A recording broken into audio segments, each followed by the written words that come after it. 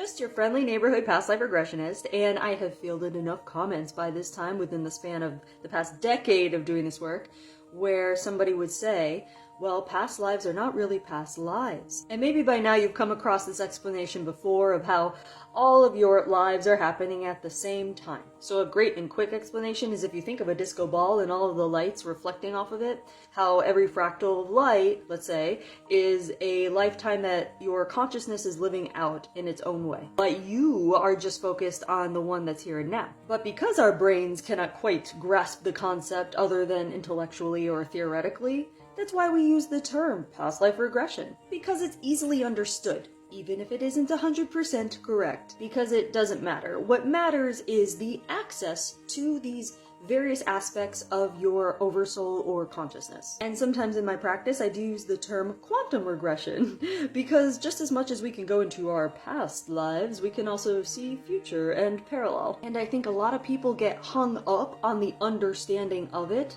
when really the treasure is in the experiencing of it. And I think our human minds, in wanting to understand something, can kind of limit the experience, which is where all the lessons are and all of the riches are. The labels often do not matter. So the way that we get hung up on certain labels can actually keep us limited. So just be aware of that so you can keep expanding.